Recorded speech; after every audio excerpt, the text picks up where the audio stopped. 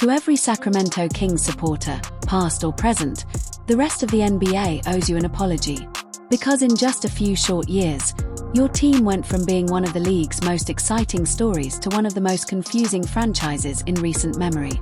The Kings had everything trending upward, not one, but two elite-level guards, a coach who reignited playoff basketball in Sacramento, and one of the most explosive offensive identities in the NBA.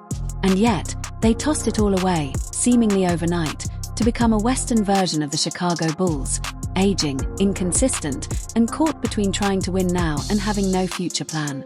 Let's look back. Here's the top 6 in minutes played during the 2021 to 2022 season. Compare that with who's expected to lead in minutes next year. It's a downgrade in nearly every way. And if reports are true that the front office not only pursued Dennis Schroeder, but considered trading Malik Monk to sign 36-year-old Russell Westbrook, it only gets worse. No one's pretending the old roster was a championship lock. Buddy Hield and Harrison Barnes weren't perfect, but at least there was real star talent. Role players like Davion Mitchell and Donte DiVincenzo brought energy off the bench.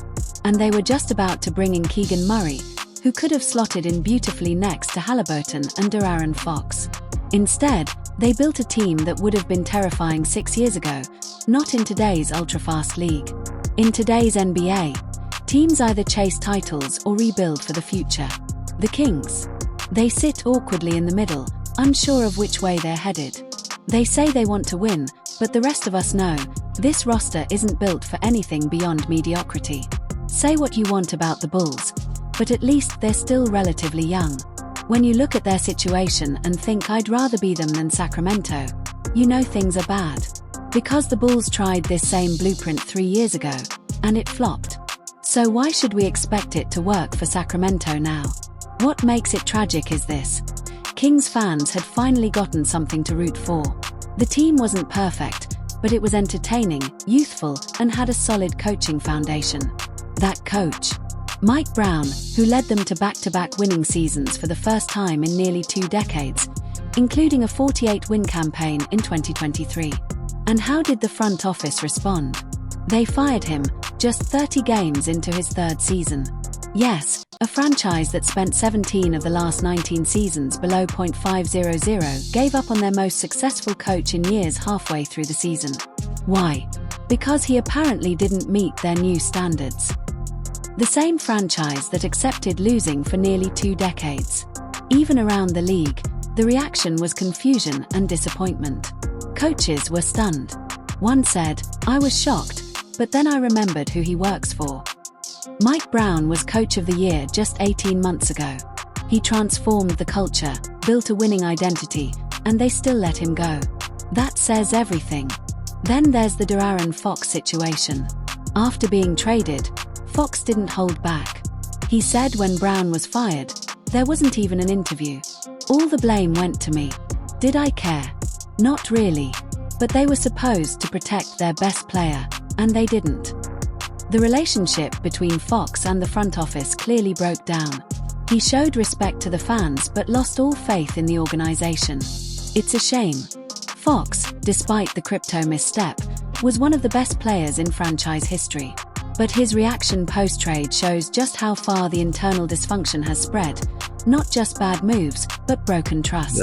And speaking of bad moves, Sacramento has been a masterclass in how not to build around young talent. Reports emerged that their GM Scott Perry said they needed a point guard, while already having multiple. That's not just ironic, it's alarming. Let's not forget the bizarre trades, giving up 2 second-round picks for Jonas Valanciunas, only to later trade him for arguably the league's least effective player, Dario Ariz, in a cost-cutting move.